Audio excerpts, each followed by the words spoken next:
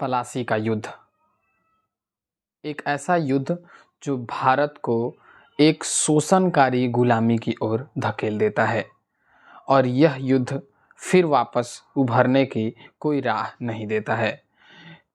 यह युद्ध एक बहुत ही ऐसी स्थिति में हुई जहाँ पर दूसरों ने, जो यूरोपीय देश थे, उन लोगों ने अपने फ़ायदे के लिए पूरे देश को, भारत देश को दांव पर लगा दिया और उसका नतीजा लगभग 150 सालों तक भारत को चुकाना पड़ा। तो पलासी के युद्ध में ऐसा क्या हुआ? क्या ये सच में कोई ऐसा एक युद्ध था या फिर मात्र षड्यंत्र था? इसके बारे में हम जानेंगे इस वीडियो में। तो पलासी का युद्ध का जो शुरुआत है वो 23 जून 1757 को होता है, लेकिन इसकी नींव पहले ही डाल दी गई होती है और यह युद्ध एक ही दिन में समाप्त हो जाता है, 23 जून को ही। तो इसकी शुरुआत और इसकी अवधारणाओं को जानने के लिए हमें टाइम में पीछे चलना होगा। लगभग 100-150 साल पहले की बात होगी, 150 से 200 साल पहले की बात। तो पुर्तगाली यहाँ पर आते हैं। सबसे पहले पुर्तगालियों का आगमन होता है यहाँ पर 1498 ईस्वी में। 1498 ईस्वी के बाद 1600 में ब्रिटिश आ जाते हैं। फिर उसके बाद डच आते हैं 1605 में।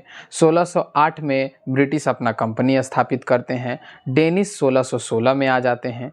ये जो दौर था 125 सालों का, इस दौर में बहुत सारे जो देश हैं वो अपना अपना व्यापार करने के लिए यहाँ आते हैं, लेकिन उनमें से मुख्य जो पुर्तगाली, डच, डेनिश, ब्रिटिशर्स, फ्रेंच, ये सारे जो आते हैं अपने अधिक से अधिक लाभ अर्जित करने के लिए यहाँ पर आते हैं और उस लाभ के कारण भारत को बहुत ही बुरा कीमत चुकाना पड़ता है। 1664 में फ्रेंच भी यहाँ आ जाते हैं। ये आते हैं यहाँ तक तो ठीक था, किंतु सबसे बड़ी मुश्किल क्या हो जाती है कि ये आपस में सबसे पहले लड़ना शुरू करते हैं। ये जब आपस में लड़ते हैं तो इनके, ये सारे यूरोप के थे, तो यूरोप के जो स्थितियां हैं वो बिगड़ने लगती हैं। पुर्तगाली और ब्रिटिशर्स में तो लड़ाई नहीं होती है, किंतु पुर्तगाली और डच में लड़ाई होती है। ये दोनों आपस में संघर्ष करके पुर्तगाली को भगा देते हैं। फिर डच का वहाँ पे राज होने लगता है। फिर उसके बाद ब्रिटिशर्स आते हैं, फिर डेनिश आते हैं। इन सबको ब्रिटिशर्स हरा देता है, लेकिन फ्रेंच से जो लड़ाई होती है वो बहुत लंबा युद्ध चलता है और यह एक बहुत बड़ा कारण होता है कि ब्रिटिश और फ्रेंच की लड़ाई के कारण भारत में ये 1757 का युद्ध सिराजुद्दौला नामक राजा को मार करके वहाँ की स्थितियों पर कब्जा कर लेना ब्रिटेन के लिए बहुत लाभदायक सिद्ध होता है। तो चलिए देखते हैं कि आखिर किस प्रकार ये मैप पर लड़ाई कर रहे हैं। तो यहाँ से शुरुआत होता है इन लोगों के उपनिवेश का। ये सारे अपना अपना उपनिवेश यहाँ पर खोलते हैं, शुरुआत करते हैं। यहाँ पर ध्यान देने वाला बात ये है कि यहाँ पे ये जो आपको दिख रहा होगा चिन्ह, तो पोर्टुगीज़ का है ये वाला जो झंडा है, और ये इंग्लैंड का है, फ्रेंच का है, और ये डच का है, तो डेनिश का है। डेनिश और डच को हमें नहीं देखना है, हमें बेसिकली फ्रेंच और इंग्लिश जो सेटलमेंट्स हैं उनको देखना है। तो हमें देखने को मिलेगा ये ब्लू कलर का और ये इस रंग का। तो यहाँ पर देखेंगे तो बहुत सारी जगहों पे जो ब्रिटिशर्स हैं और जो फ्रेंच हैं उनकी उपनिवेश यहाँ पे खुल चुकी होती है। यहाँ पे देखिए, यहाँ पर भी है और ठीक उसके बगल में इंग्लैंड है। यहाँ पर इंग्लैंड का राज चल रहा है, फिर यहाँ पर इंग्लैंड का राज चल रहा है, और यहाँ पे जो मद्रास वाले इलाके में फ्रेंच भी है और साथ में मद्रास के पास इंग्लैंड भी है। तो इन दोनों का जो संघर्ष है वो बहुत पुराने तरीके से चलते आ रहा था और ये इसी वजह से आसपास ही अपना उपनिवेश खोलते थे। यहाँ भी देखने को मिलेगा बंगाल के इलाके में, तो ब्रिटिशर्स और जो फ्रेंच हैं वो एक आसपास ही अपना वो खोलते हैं उपनिवेश। यहाँ पर देखने को मिलेगा कि हुगली नदी के पास ही पलासी है और चंद्रनगर पे वहीं पे करीब में ही इनका दोनों का आपस में जो नज़दीकिया के पास जो इनके किले हैं वो देखने को मिलता है।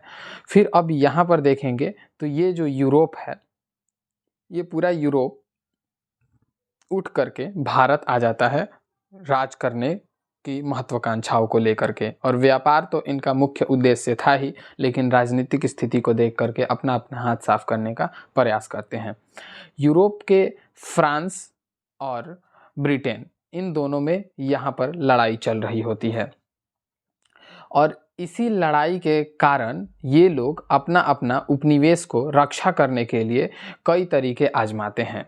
तो वो सबसे जो महत्वपूर्ण और वहाँ का जो रीज़न होगा, उस तत्कालिक रीज़न वो ये होगा कि जो 7 साल के लिए वहाँ पे युद्ध चल रहा था, 7 ईयर जो वॉर चल रहा था, पेरिस का युद्ध इंग्लैंड और फ्रेंच के बीच में। इस कारण से यहाँ पर इसका किला और इसका किला, इन दोनों किले जो होते हैं आसपास ही होते हैं। तो ये दोनों एक अपना अपना किला को सुरक्षित करने के लिए किलेबंदी करना शुरू कर देते हैं और यह देख करके यहाँ का राजा नाराज़ हो जाता है और वो राजा इन्हें मना करता है। तो ये तात्कालिक रीजन यहाँ से शुरू होती है। तो चलिए देखते हैं किस तरीके से शुरू होता है। तो अब देखते हैं बंगाल के क्षेत्र में ये युद्ध होता है और यह युद्ध एक षड्यंत्र की तरह काम करता है कि युद्ध की तरह आगे हम जानेंगे।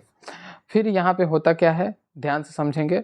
तो नवाब सिराजुद्दौला जो हैं बंगाल के नवाब होते हैं और नवाब सिराजुद्दौला के बंगाल के नवाब होने के वजह से ये इनके जो दुश्मन हैं, इनके जो करीबी लोग हैं, वो इनको नहीं चाहते थे और इनको हटाने के लिए बहुत प्रयास करते थे और षड्यंत्र भी रचते थे, जिसमें घसीटी बेगम इनकी मौसी थी नवाब की, नवाब शौकत जंग, सेनापति मीर जाफ़र जो कि एक बहुत महत्वपूर्ण भूमिका निभाता है, जगत सेठ जो वहाँ का बहुत ज़्यादा पूंजीपति वर्ग में से आता था, अमीन चंद जो वो भी पैसे वाला व्यक्ति था। तो ये जो लोग होते हैं ये बहुत मदद करते हैं ब्रिटिशर्स का युद्ध लड़ने में। फिर बात आगे बढ़ती है और यहीं पे जो स्थितियां हैं वो बनती हैं। सप्तवर्षीय युद्ध जो पेरिस में चल रहा था ब्रिटेन और फ्रांस के बीच में, ये युद्ध जो है इस युद्ध के वजह से ये लोग आपस में संघर्ष हर जगह कर रहे थे। जहाँ जहाँ इन दोनों की जो उपनिवेश थी, वहाँ पे जो ट्रेड करने के लिए जो जगह बना करके रखे थे, इस वजह से उन्हें संघर्ष हर जगह करना पड़ता था। तो जो उन्होंने कलकत्ता में बंगाल में जो फोर्ट बना करके रखा था, फोर्ट विलियम जो है ब्रिटेन का था और फोर्ट चंद्रनगर जो फ्रांस का था, तो ये दोनों क्या करते हैं, अपने अपने फोर्ट को किलेबंदी करने का प्रयास करते हैं और किलाबंदी करना शुरू कर देते हैं। यह देख करके नवाब सिराजुद्दौला नाराज़ हो जाते हैं। इसलिए नाराज़ हो जाते हैं क्योंकि इन्हें लगता है कि हो सकता है कि ये अंदर ही अंदर सेना तैयार कर रहे हों और सेना तैयार करें तो इनके विरुद्ध ये काम करेंगे। इसलिए ये इन दोनों को सख्त हिदायत देते हैं कि तुम लोग यहाँ पे कोई किलेबंदी नहीं कर सकते हो। इससे क्या होता है कि फ्रांस जो है मान जाता है और किलेबंदी को रोक देता है, लेकिन ब्रिटेन किलेबंदी को नहीं रोकता है और ये किलाबंदी अपना जारी रखता है और इस वजह से नवाब सिराजुद्दौला नाराज़ हो जाते हैं। नवाब सिराजुद्दौला जब नाराज़ हो जाते हैं तो ये क्या करते हैं, वहाँ पे अटैक कर देते हैं। Nawab Sirajuddaulah attacked on Fort William. तो फोर्ट विलियम पर जैसे ही नवाब सिराजुद्दौला अटैक करते हैं, इस बात से ये लोग नाराज़ हो जाते हैं। कुछ और कारण की अगर हम बात करें तो नाराज़गी तो हो गई, यहाँ पे इकोनॉमिकल कुछ चीज़ें थी कि 1717 में लगभग 30-40 साल पहले की बात है, तो फ़ारूक सियर यहाँ के नवाब थे, नवाब सिराजुद्दौला के पहले, और वो जो ब्रिटिशर्स हैं उनको मुक्त व्यापार करने का, फ्री ट्रेड करने के लिए एक पास जारी करते हैं जिसका नाम होता है दस्तक। उससे क्या होता है कि ब्रिटेन जो है फ्री में बिना टैक्स का, केवल साल में एक बार टैक्स देना होता था 3000 रुपीज़ पर ईयर। तो इस वजह से ये लोग ट्रेड करते थे और फ्रीली ट्रेड करते थे और दस्तक जो है, ये जो पास है, ये उपयोग करके दूसरों व्यापारी से पैसे लेकर के उनका भी माल पास करवाते थे। इस कारण से ये देख करके नवाब सिराजुद्दौला और नाराज़ हो जाते हैं कि तुम दस्तक का गलत उपयोग कर रहे हो और इस वजह से हमारे जो टैक्सेस हैं, हमारे जो व्यापार में जो टैक्सेस मिलती हैं, उस टैक्सेस में बहुत सारी कमी हो जा रही हैं और ये बहुत गलत है। लेकिन ब्रिटेन मानता नहीं है और वो इनकार कर देता है इस चीज़ को रोकने के लिए। फिर घटना क्या होता है, तो घटना बेसिकली उसमें नवाब सिराजुद्दौला सबसे पहले ये देख करके कि ये लोग किलेबंदी बंद नहीं कर रहे हैं, वो वहाँ पे अटैक कर देते हैं। डायरेक्टली कहाँ पे अटैक करते हैं, तो विलियम फोर्ट पर अटैक कर देते हैं ब्रिटेन को समझाने के लिए और वहाँ पे वो कब्जा कर लेते हैं। फिर इस बात से नाराज़ होकर के वाटसन और क्लाइव, वाटसन अपना नेवी लेकर के, क्लाइव अपना आर्मी लेकर के जून 1757 में वहीं पे जनवरी 1757 में आकर के फिर वापस वहाँ पे क्या करते हैं, कब्जा कर लेते हैं फोर्ट विलियम पे और नवाब सिराजुद्दौला को वहाँ पे हरा देते हैं। फिर वहाँ पे अलीनगर की ट्रीटी होती है जिसमें जो अंग्रेज़ हैं वो इनसे अधिकार ले लेते हैं नवाब सिराजुद्दौला से कि हम किलेबंदी करेंगे और फ्री ट्रेड भी करेंगे। तो नवाब सिराजुद्दौला वहाँ पे मान जाते हैं। वहीं पे एक और प्रॉब्लम होती है जिसे हम कहते हैं हॉलवेल ब्लैक होल की घटना, ठीक है, ब्लैक होल इंसिडेंट। इसमें क्या होता है कि कहा जाता है, अंग्रेज कुछ इतिहासकार हैं वो कहते हैं कि नवाब सिराजुद्दौला वहाँ पे 146 अंग्रेज़ों को एक कमरे में बंद कर देते हैं और अगले दिन जब कमरा खुलता है तो दम घुट करके 123 उसमें से अंग्रेज मारे जाते हैं। इस बात से नाराज़ होकर के ही वाटसन और क्लाइव यहाँ पर अटैक करते हैं और ये ट्रीटी होती है। फिर बात आगे बढ़ती है और फिर जब इन दोनों के बीच में युद्ध होता है तो 23 जून 1757 को एक युद्ध होता है।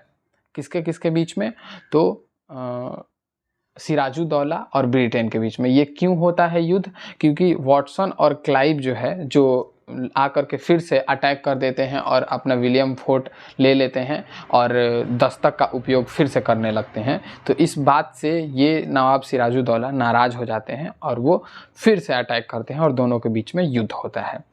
और यहाँ पर पीठ पीछे जो मीर जाफ़र और इनके जो करीबी लोग थे वो जो षड्यंत्र रच रहे थे नवाब सिराजुद्दौला के विरुद्ध में, उसका उपयोग करके ब्रिटिशर्स जो है इन आपस में ही मतलब एक तरीके से ऐसा षड्यंत्र रचते हैं जिसमें कोई खास युद्ध नहीं होता है, लेकिन नवाब सिराजुद्दौला मारे जाते हैं। जैसे कि नवाब सिराजुद्दौला इधर से लड़ रहे हैं और इधर से ब्रिटिशर्स लड़ रहे हैं। तो ब्रिटिशर्स अपना लड़ रहे हैं, लेकिन जो मीर जाफ़र जो ब्रिटिशर्स के तरफ से था वो भी नवाब सिराजुद्दौला के तरफ से लड़ रहा था। असल में नवाब सिराजुद्दौला अकेले थे, लेकिन देखने के लिए बहुत सारे लोग थे।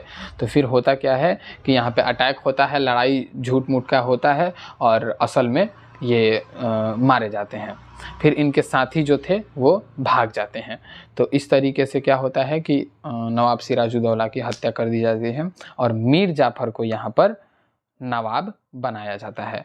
लेकिन मीर जाफ़र से ब्रिटिशर्स एक शर्त रखते हैं कि वो 24 परगने की ज़मींदारी उनको दे देंगे। ये क्या होगा कि ज़मींदारी इनको मिल जाएगी तो भारत पर यहाँ जिस गाँवों की ज़मींदारी इन्हें मिलेगी वहाँ के टैक्सेस ये खुद वसूलेंगे और अपने लिए वहाँ क्या पैसा रख लेंगे। तो यहाँ पे क्या होता है कि अब धीरे धीरे ज़मींदारी मिल गई और भारत की राजनीति में यहाँ पे ये ब्रिटिशर्स एंटर कर जाते हैं और आगे शोषण करने के लिए तैयार हो जाते हैं। मीर जाफ़र बेसिकली एक कठपुतली राजा नवाब रह जाता है और सारी जो जिम्मेदारियां हैं मीर जाफ़र को ब्रिटिशर्स दे देते हैं, लेकिन फाइनेंशियल जो चीज़ें होती हैं उस पर पूरी तरीके से जो अधिकार है वो ब्रिटिशर्स अपना रखते हैं और उसको देखते हैं, और जो व्यापार वगैरह है उसको कंट्रोल ब्रिटिशर्स करते हैं। और धीरे धीरे मीर जाफ़र को भी तख्ता पलट करा देते हैं और अपने लोगों को वहाँ पे बैठा दिया जाता है। फिर कंपनी यहाँ पर शासन करने लगती है। तो कुल मिलाकर के जो पलासी का युद्ध हुआ यह एक महज षड्यंत्र था और षड्यंत्र से के वजह से पूरा भारत आगे जा कर के ब्रिटिश ईस्ट इंडिया कंपनी का गुलाम हो जाता है और बहुत सारा संघर्ष करने के बाद 1947 में आज़ादी मिलती है। तो ये था पलासी का युद्ध। इस पलासी के युद्ध को मैंने समझाने का बहुत प्रयास किया है नोट्स बना करके। आगे इसी प्रकार से अगर समझना है तो कमेंट करें, आगे मैं और वीडियोस बनाऊंगा। तब तक के लिए धन्यवाद, मिलते हैं अगले वीडियो में।